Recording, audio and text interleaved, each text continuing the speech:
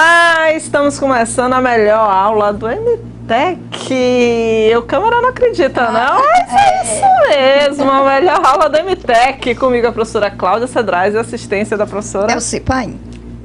Vamos lá para o nosso momento de exposição dos conteúdos.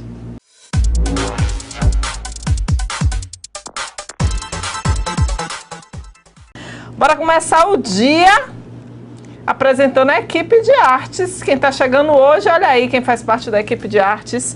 Articuladora pedagógica, a professora Cláudia Pessoa, minha xará. Os professores de arte, as professoras de arte, né? A única equipe totalmente feminina do MTech. Além de ser a melhor aula, a gente tem a equipe totalmente feminina. Professores Cláudia Cedrais, Elci Paim, Jussi Lobo, Paula Brito e Estael Machado. E hoje, primeira série matutino, terceiro horário, sexta-feira, anota aí na agenda, anota aí no horário, terceiro horário, toda sexta-feira, de manhã no vídeo, a professora Cláudia Cedrais e na assistência a professora Elci Paim. Bora ver o tema da aula de hoje. Hoje a gente vai falar sobre releitura, uma recriação. Essa é a nossa aula número 6. E os objetivos da aula de hoje, ao final da aula, eu espero que vocês compreendam que as imagens podem ser ressignificadas em novas construções plásticas. Certo? Então, eu espero que ao final da aula vocês entendam que a gente pode pegar uma imagem que já existe, que já foi construída por outro artista e retrabalhar essa imagem, reconstruir essa imagem, ressignificar essa imagem. Certo? E a gente vai entender direitinho como é que a gente faz isso. Tem também, hoje é aniversário de Salvador, bem lembrado, hoje é aniversário da cidade aqui. Minha cidade por adoção, né, que eu não nasci aqui em Salvador, mas vim pra cá muito pequenininha. Me considero soteropolitana, porque eu vim pra cá com uns 2 anos de idade. E hoje é aniversário de Salvador. No Farol da Barra, na Barra vai ter alguns shows, vai ter apresentação de teatro, poesia, tem toda uma programação. Né? É festa. Vai ter festa. Bota aqui na minha imagem, Fabrício. Era para ter feriado, né? Era para ter feriado, mas diz que as cidades têm uma cota de feriado, o estado tem uma cota de feriado, a União tem uma cota de feriado. Então, a cota de feriados da cidade de Salvador está encerrada, né? Então, não tem como colocar o aniversário da cidade como feriado. É uma coisa meio louca, né? Mas acontece. Como dizia, se eu não me engano, era Anísio Teixeira, que dizia assim, não era Anísio Teixeira não, era um político que dizia assim, pense no absurdo, a Bahia tem precedente. Com certeza que na Bahia já aconteceu. Por mais absurdo que seja. E o aniversário de Salvador é um desses absurdos, né? O aniversário da cidade não é feriado aqui. Estamos aqui trabalhando.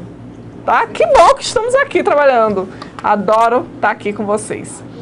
Também acho super injustiça. Eu tenho uma gêmea em Capinão? Ah, que massa. Deve ser linda ela, né? Deve ser linda, né?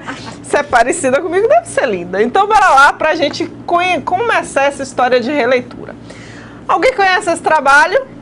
Alguém já viu essa imagem? Alguém sabe do que se trata? Feriado dia de sábado não tem graça, né? Então, bora lá. Que imagem é essa? Essa é a Mona Lisa? Mônica Lisa, pronto. E o que é a Mônica Lisa? Que eu não sei o que é essa Mônica Lisa. A Mônica na imagem da Mona Lisa, exatamente. Então, olha, presta atenção. Todo mundo conhece a imagem da Mona Lisa. Todo mundo conhece a imagem da Mônica. E aí, o que foi que o criador da Mônica fez? Deixa eu resolver aqui essa polêmica, que a Edmaura parece comigo, ela é mais nova do que eu? Uma recriação do quadro da Mona Lisa, exatamente. Então, bora botar aqui pra gente conversar sobre essa... No PIP. Pode ser no PIP? Que aí eles ficam vendo a imagem e a gente fica conversando. O que é que acontece? Todo mundo conhece, a obra original é a Mona Lisa. A obra, o personagem da Mônica todo mundo conhece. Aí o que foi que o criador da Mônica pensou, Maurício de Souza? Ele pensou assim, bora fazer uma releitura. Bora refazer a imagem da Mona Lisa de uma maneira diferente. E aí ele pegou, no lugar do rosto da Mona Lisa, ele manteve a paisagem em volta da Mona Lisa, ele manteve a roupa muito parecida com a da Mona Lisa, mas o rosto da Mona Lisa, ele substituiu pelo rosto da Mônica. Então, toda vez que a gente conhece uma obra, né, a gente pega uma obra que a gente gosta muito e a gente recria essa obra, modifica algumas coisas nessa obra, mas mantém alguma coisa da obra original, de maneira que as pessoas olhem aquele trabalho e digam assim, ó, parece a Mona Lisa. Né? Não parece a Mona Lisa? Não é a Mona Lisa, a gente sabe que não é a Mona Lisa, parece a Mona Lisa. Olha aí para quem não conhece a Mona Lisa. Parece a Mona Lisa, mas tem uma coisa diferente, então é a releitura. Então quando a gente fala em releitura, a gente está falando de um trabalho que se inspira em outro, que mantém alguns elementos desse outro trabalho, mas que traz alguma coisa de novidade. Então o artista, ele pega um trabalho de outro artista, modifica algumas coisas, ele não pode modificar tudo, porque a gente ainda precisa ter a referência do primeiro trabalho.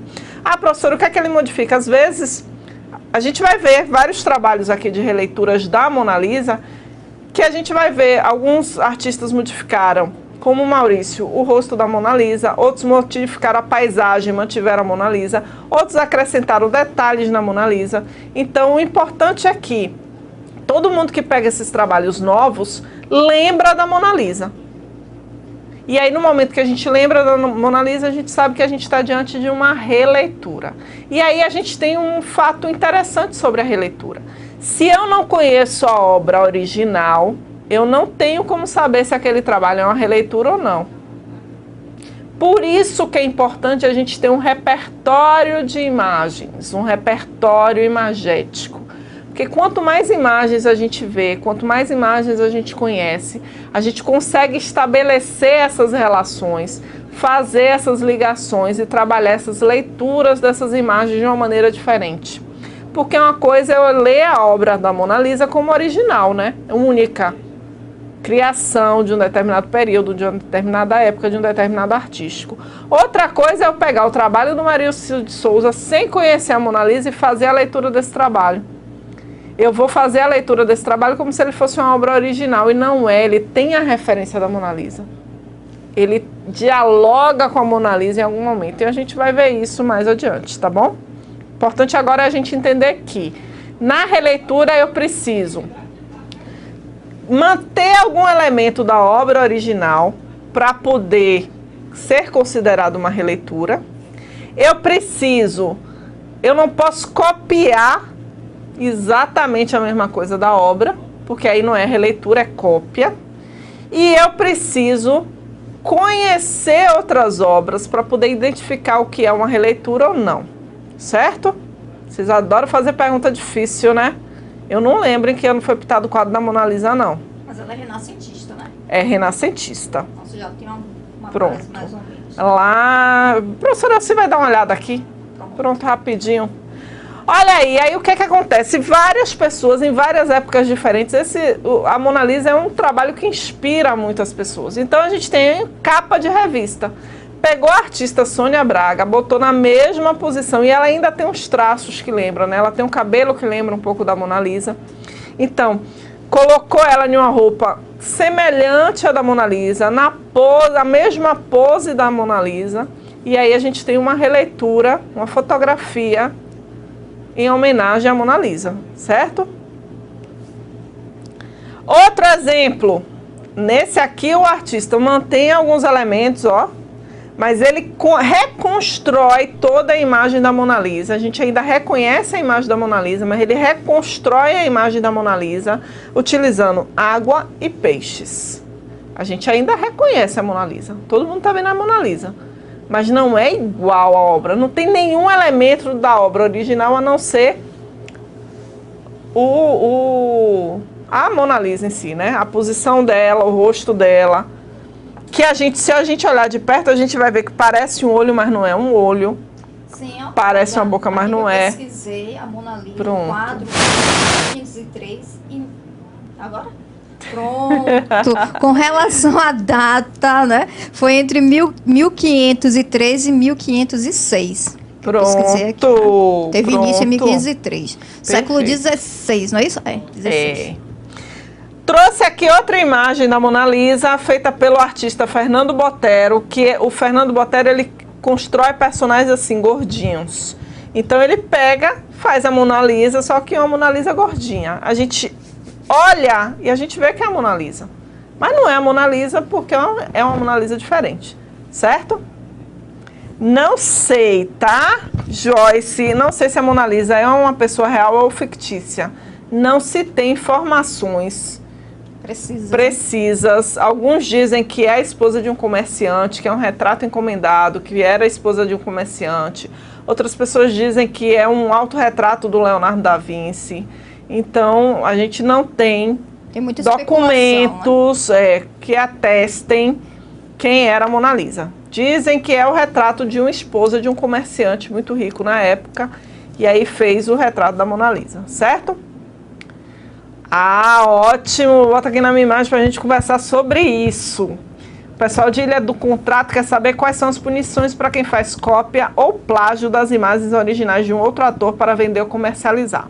Muito bacana explicar isso, porque às vezes a gente vê essas imagens e diz assim, professora, mas isso não é cópia? Não é cópia, certo? Cópia é quando você faz um trabalho exatamente igual ao outro. Professora, é proibido fazer cópia? Não é proibido fazer cópia, certo? Mesmo porque muitos artistas utilizam da técnica da cópia como exercício para aprimorar sua própria técnica. Então, eu tenho um artista que eu admiro muito, acho lindo os efeitos que ele dá na pintura dele, então eu vou tentar copiar esses efeitos, essa pintura dele, para adquirir esse conhecimento, certo?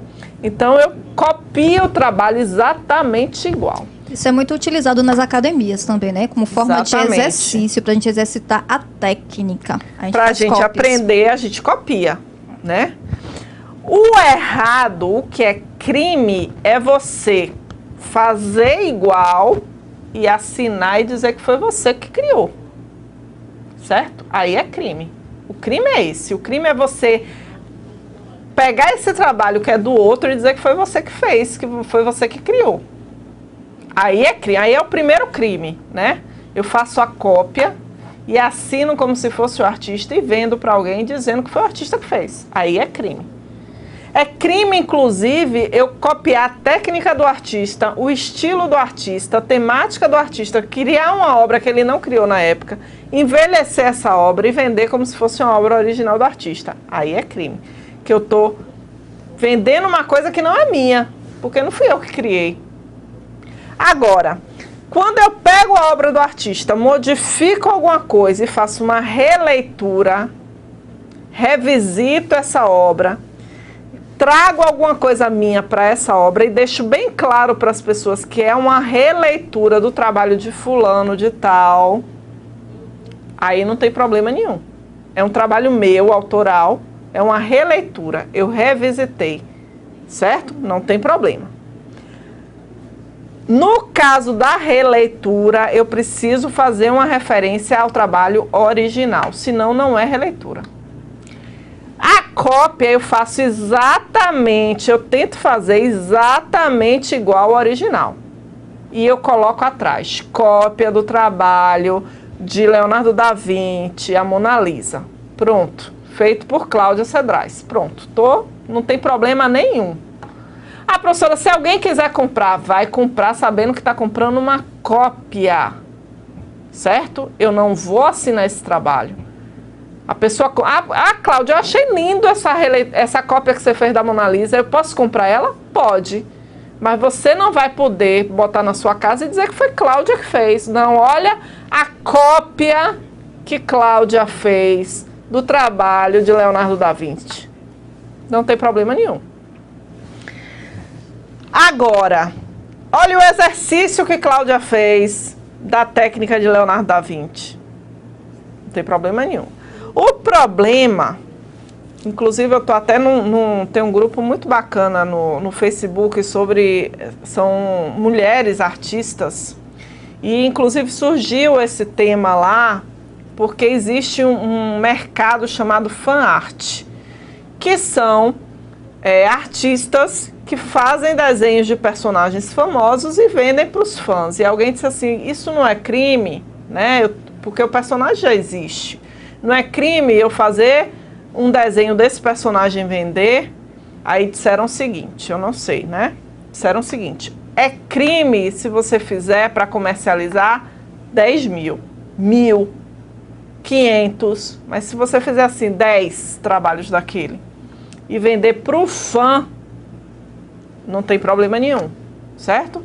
Então, e assim, durante o período, olhe, vou fazer o desenho do Harry Potter com o meu traço, certo? Eu não vou copiar os desenhos do Harry Potter que já existem, eu vou fazer o personagem do Harry Potter com aquelas características do Harry Potter, aquele óculos quebrado aqui no meio, com o raio na testa, a cicatriz na testa, né?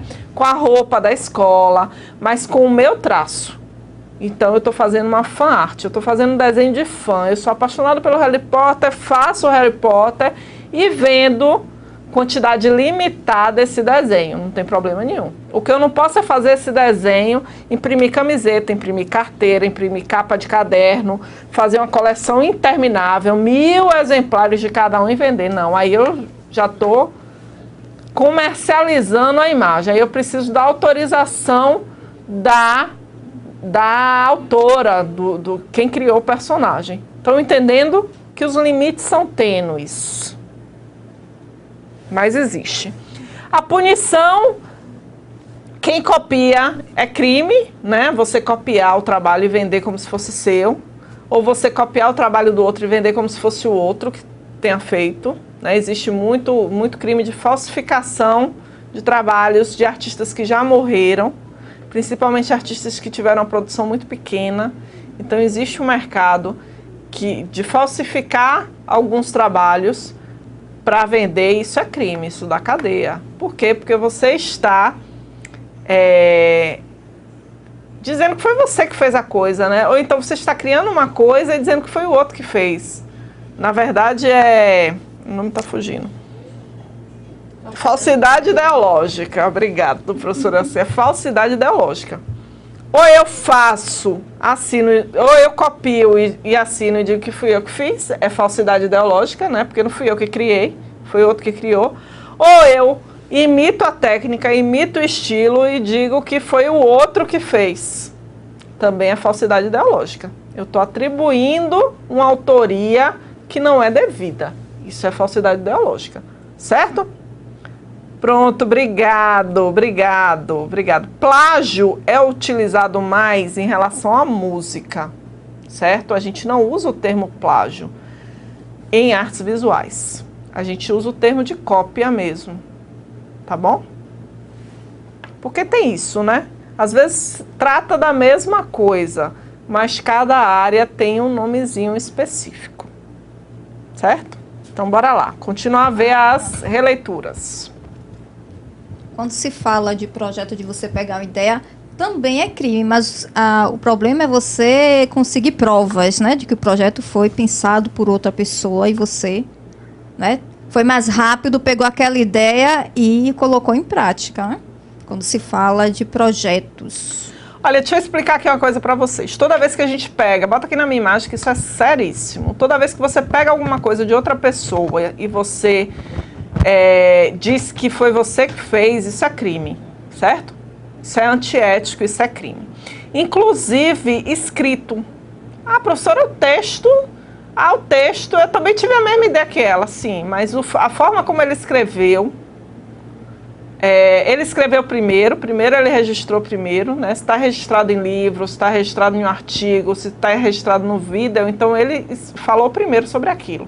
Então, quando você for falar a mesma coisa, você diz, olha, baseado em fulano, citando fulano, certo? Porque isso é muito sério. Principalmente, a gente vai para a faculdade, fazer trabalho de faculdade no ensino médio, a gente releva um pouco essa história da cópia, né? Vocês têm o costume, na educação fundamental como um todo, a gente não trabalha isso com vocês da autoria da escrita.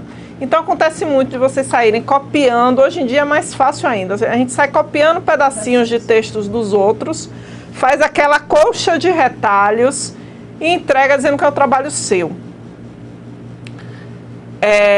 Não é seu trabalho, você está fazendo cópia, você está fazendo uma pirataria, você está cometendo crime, certo? Pirataria boa. Pirataria, você está pegando o que é do outro.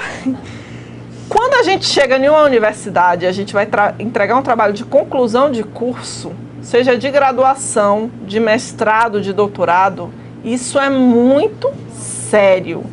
Você perde o título, você pode perder o emprego. Houve o caso de uma professora em Minas Gerais, que ela fez o doutorado dela e ela copiou a tese de uma colega em outro estado. Acho que a outra colega era de Goiás. Ela pegou o trabalho dessa outra colega e copiou exatamente a mesma coisa. Só mudou o nome. Nem o título. Certo? Nem acho que nem o título. E aí entregou, defendeu, doutorado. Ela estava... Quando a gente faz doutorado, a gente tem que defender uma ideia nossa. A gente tem que apresentar uma ideia inédita. Então ela apresentou o trabalho, ela copiou tudo exatamente igual da colega e apresentou como o doutorado dela. O que que aconteceu? Essa colega que foi copiada, ela teve acesso sem querer, porque eu digo sempre que o diabo é sujo, né?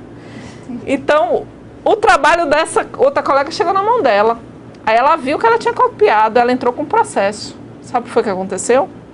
Essa professora perdeu o título de doutora e quase perdeu o emprego dela, porque ela era professora de uma universidade. Gente. Ela copiou o trabalho de outra colega. Né? Não, ela sabia exatamente o que estava fazendo.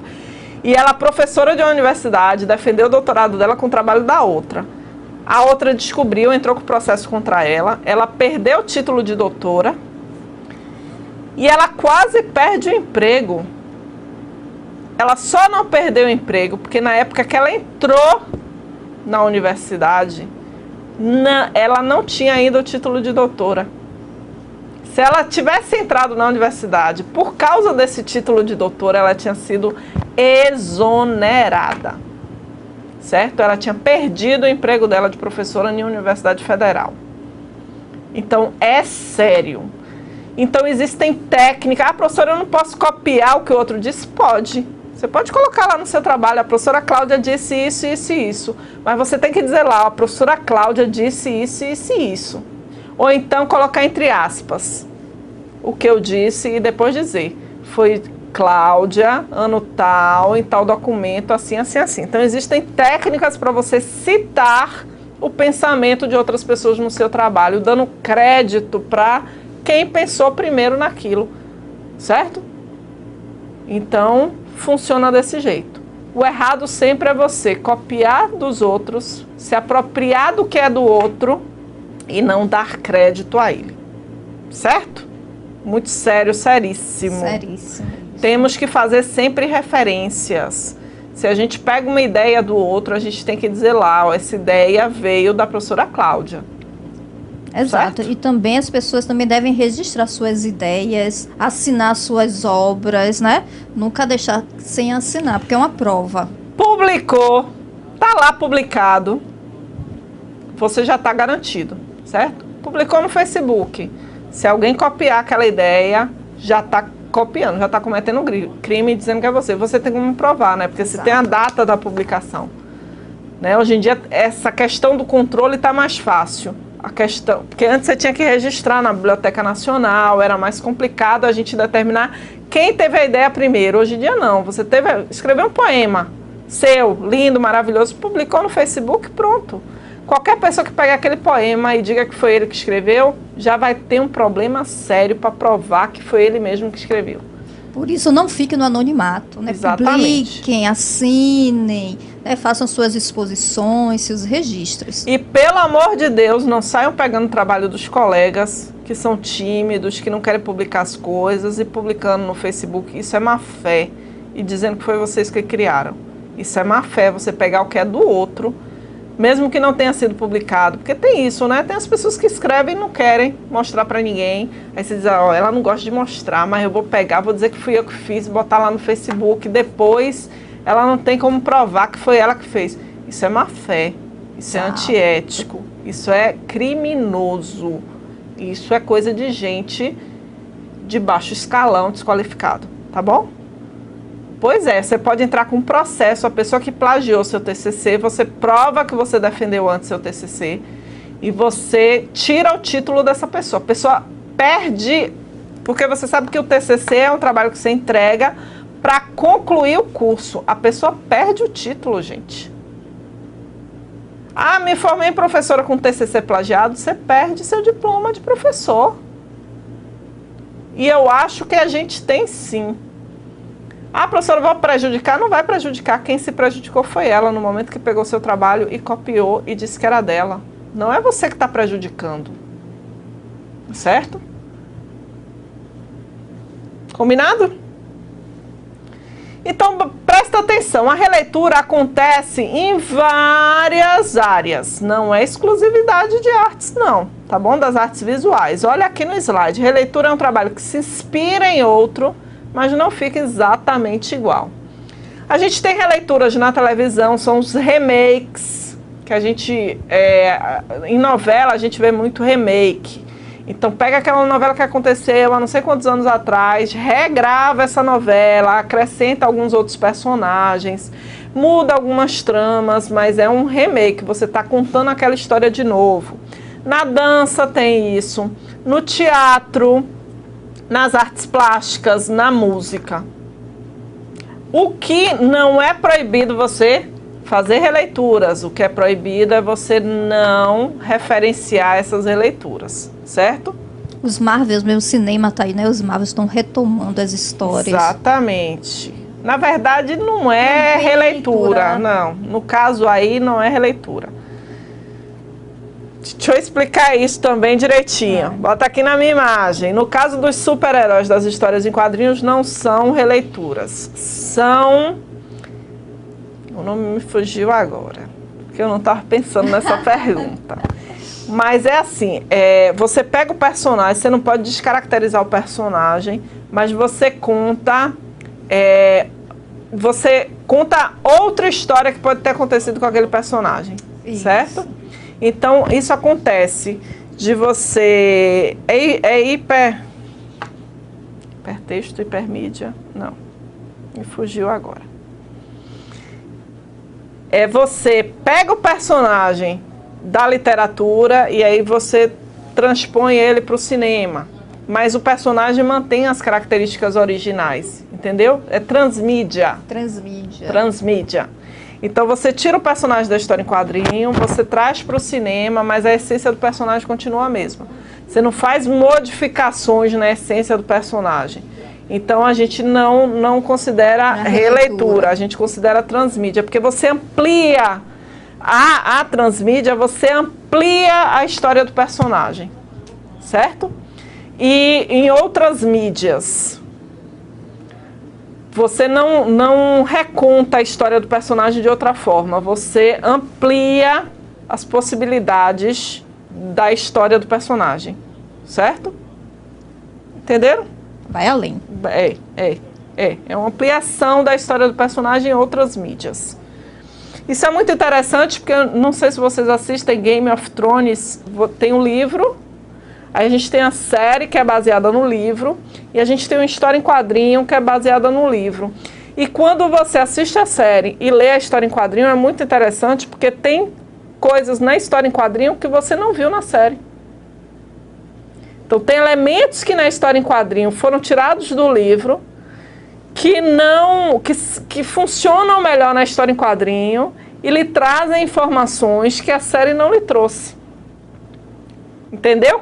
A questão da transmídia é você ampliar a possibilidade ali de diálogo, de interface de uma mesma obra com outras mídias. Tá bom? Acontece com as trilogias também, né? Harry Potter, Exatamente. O Senhor dos Anéis. Aí é a adaptação. São as adaptações, né? Porque você não Não está amplia, ampliando, não.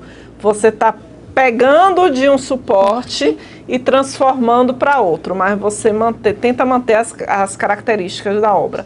O que acontece muito em filme, porque Harry Potter aconteceu muito isso, às vezes de um filme pegar a história de dois livros da série, né? Então e o livro é bem melhor, viu, gente? Leia um livro. Sempre é melhor, sempre é melhor.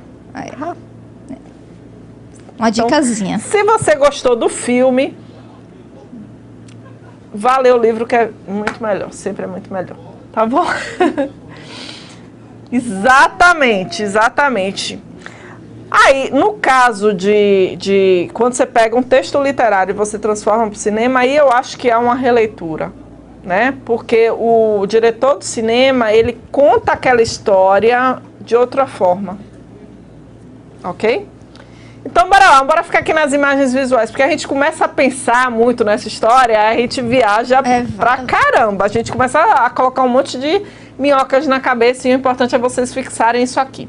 Para uma boa releitura é necessário conhecer o artista e a obra. Se a gente não conhece o artista e a obra, não tem como a gente fazer a releitura. Esse trabalho, na verdade, não é a obra original. A obra original é essa aqui, certo? Do Jan van Eyck. Essa obra aqui é uma releitura desta, feita pelo Botero, certo?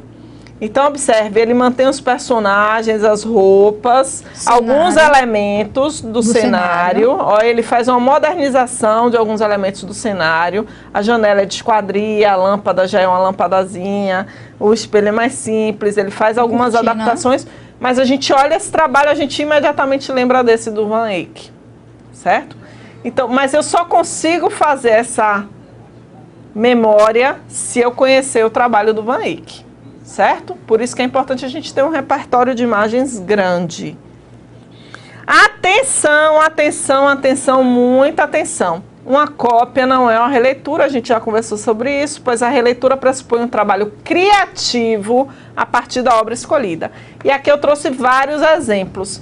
Para deixar bem claro o seguinte, aqui a gente tem a obra original, que é a obra Poru da Tarsila do Amaral, e a gente pode fazer releituras em técnicas diferentes, a gente não é obrigado a fazer releitura na mesma técnica do artista. Então a gente tem uma pintura aqui, o Alexandre Murray fez essa releitura através de uma fotografia, a gente tem essa outra releitura através de pintura, e essa releitura do Wagner Lopes através do desenho, certo? Mais gráfica. Ok? Bora lá, as referências da aula de hoje. E a gente vai para o nosso momento de produção.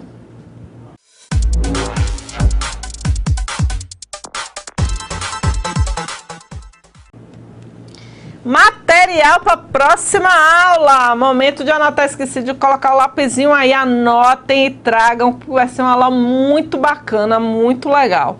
Eu preciso de papel ofício ou papel sem pauta, não pode ser um papel que tenha linhas para escrever, tem que ser um papel liso. Pode ser papel ofício, eu botei papel ofício, mas pode ser cartolina, um pedaço de cartolina. Uma cartolina dá para 4 pessoas trabalharem. Pode ser papel craft, pode ser papel colorido, pode ser o papel que vocês tiverem aí acesso. Tinta guache é opcional, quem tiver traz, divide com os colegas. Revistas coloridas, papéis coloridos para a gente fazer colagem. Traz tesoura, traz cola, canetinhas coloridas, lápis de cor. Professora, eu tenho que trazer tudo isso? Você traz o que você tem em casa, o colega traz o que tem em casa e a gente chega na aula e troca material. Não certo? esquecendo de quem optar por tinta, levar um pincel e um paninho para limpar. Exatamente, jornalzinho para forrar a mesa, para não fazer bagunça. Porque bota aqui na minha imagem, arte é organização, é disciplina. Não existe nenhum artista sem disciplina em área nenhuma, certo? Então, arte é organização, arte é disciplina. Se eu encontro meu espaço de trabalho limpo, eu tenho que trabalhar, fazer a bagunça, fazer uma zona. Acabei meu trabalho, eu tenho que deixar ele limpo de novo, organizado de novo, certo? Não existe isso de largar tudo bagunçado, não. Isso a gente faz na casa da gente. e nem na casa da gente, que hoje em dia a gente não tem um ateliê específico para isso, então eu mesmo trabalho na mesa de casa, então tô ali fazendo, acabou o trabalho, eu tenho que limpar a mesa para poder almoçar, para poder jantar, para poder fazer outras coisas. Então, organização e disciplina, tá bom? Vou pedir à professora Elci para botar no chat os materiais, ok? E a gente vai agora dar um print aí, bota o slide, dá um print na tela. Em suma, é para trazer os materiais que vocês tenham em casa para fazer desenho, fazer pintura. O que vocês tiverem em casa, traz, leva para aula. Chega na aula, divide com os colegas, certo? Socializa com os colegas. Quem tem lápis de cor leva, quem tem lápis de cera leva, quem tem tinta leva, chegar na sala, troca, tá bom? Bora lá. Os trabalhos, as fotos que vocês estão postando lá no Facebook, o pessoal do Colégio Estadual do Cajueiro, em comemoração ao Dia da Água, o primeiro ano do MTEC, orgulho imenso, um monte de artista super talentoso que eu tenho, um monte de aluno artista, fez esse mural sobre a água e colocou lá na escola, né? Amei! Pronto, então que você não precisa comprar nada, tá? Se não tem revista, a gente trabalha com papel recortado, papel colorido, papel de presente, certo? Revista, às vezes a gente pensa que é só revista, mas aquelas revistinhas de propaganda, sabe? De farmácia, de loja de eletrodoméstico. Encartes, né? Esses encartes de propaganda também são bacanas. Folheto de propaganda também são legais, tem umas cores que a gente pode trabalhar com colagem. O pessoal de Veredas Tabocas também, do primeiro ano vespertino, a Jéssica Santana mandou o trabalho dos alunos. Obrigado, Solizange, Jocilene, Pamela, Valdirene, Daniela, Eliane, Cleidiane, Maísa e Tânia, que mandaram os trabalhos, as produções deles. Castanhão, a Vanessa mandou o trabalho da Edna. A Edna desenha muito e gosta muito de desenhar, certo? E aí agora a gente vai fazer um exercício de leitura de imagem. Lembra que eu falei que a gente vai e volta nos conteúdos o tempo inteiro? Então, a gente vai ler as imagens e vai ver as releituras dessas imagens. Então aqui a gente tem o balcão de Manet, foi feito em 1869. E olha que interessante, Magritte fez em 1950. Observe que ele mantém o título, o balcão, e ele diz de quem ele está fazendo a referência. Então, balcão de Manet. Então, a gente já sabe que é uma releitura do balcão do artista Manet. E olha que interessante esse trabalho. Eu achei ele fantástico. O Magritte mantém a estrutura da tela, as cores, né? Até os quadros aqui atrás na sala, que a gente não consegue visualizar direito, ele mantém aqui essas referências. Mas aí no lugar das pessoas, ele coloca caixões. Alguém consegue estabelecer uma relação? Por que é que ele coloca caixões no lugar das pessoas? Por que é que Magritte faz essa releitura? Por que é que ele faz essa intervenção? Perfeito, exatamente. É uma referência, né? Mais de 200 anos depois, quase 200 anos depois, não, 100 anos depois. Quase 100 anos depois, Magritte, essas pessoas já estão mortas, já não existem mais. E aí o Magritte faz essa releitura da obra do Monet. De Manet, porque existe um Monet também, tá? Então é Manet. Então ele faz essa releitura. Inclusive tem uma pessoa aqui atrás, ó, que a gente, no trabalho de Magritte fica bem mais claro. A gente vê aqui, oh, tem alguém aí, volta para a obra original e descobre que realmente tem uma pessoa aqui atrás, escondida. Exatamente. E esse trabalho do Van Gogh, quarto de Vincent em Arles, feito em 1888. Aí quando chega em 1992, Roy Lichtenstein faz o quarto em Arles. é o mesmo quarto. A cama está na mesma posição, tem a mesma mesinha, a mesinha na mesma posição, as cadeiras na mesma posição, as roupas penduradas, janela, os quadros, mas ele utiliza texturas completamente diferentes. Ele coloca móveis modernos no quarto de Van Gogh, né? Então ele faz essa atualização de alguns móveis e ele trabalha a imagem com texturas mais gráficas, completamente diferentes. São Manet e Magritte. Magritte? Ai, gente. É Magritte. São franceses, tá? Eu acho. Pelo nome, eu acho. Porque professor de artes não é enciclopédia ambulante, né? Vocês às vezes fazem as perguntas. Alguns artistas eu sei a nacionalidade, mas outros é engraçado que até as cores, né? Ele não mantém as mesmas, mas eles usam exatamente. Amarelo, vermelho. É, mas a gente olha, quando a gente conhece o trabalho de Van Gogh, quando a gente encontra o trabalho do Roy, a gente imediatamente faz a associação. Então a gente precisa conhecer o trabalho anterior para a gente conhecer a releitura, tá bom?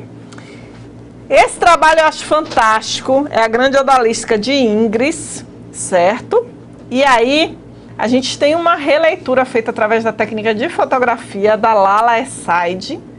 A Lala é marroquina, esse eu trouxe pesca da Laila, certo?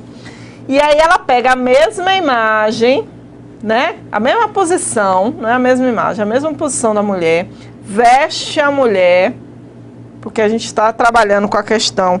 Lá, os orientais têm essa... Não exibem tanto o corpo, e ela traz uma ousadia maior, que é a escrita muçulmana aqui no trabalho, feita com rena em todo o ambiente. Isso tudo foi escrito à mão de rena pela artista, e depois ela fotografou a imagem, tá bom? Agora eu pedi para frisar aqui.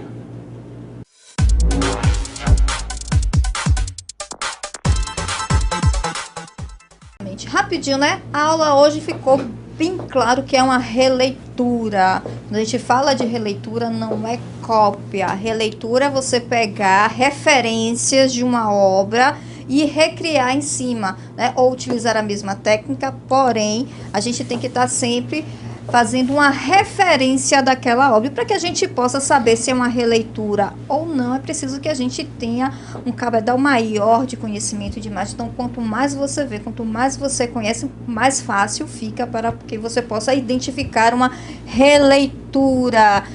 Lembrando que releitura não é cópia. A releitura a gente pode encontrar não só nas artes visuais, mas nas outras linguagens também, como na música, no teatro, na TV, né? E a gente viu teatro, TV, música e nas artes visuais também. Não esquecendo que a gente não pode se apropriar, né, do trabalho do outro. É preciso que a gente faça. Pode copiar? Pode, mas sempre fazendo as referências, as devidas referências. Não esquecendo que a releitura é você pegar elementos de uma obra já de outro artista e fazer a sua. E o tempo acabou, Cláudia. Acabou, né? Não me deixou nem tempo para dar um tchau, ó. Até semana que vem, gente. Até não esqueça o semana material. que vem e traga o material.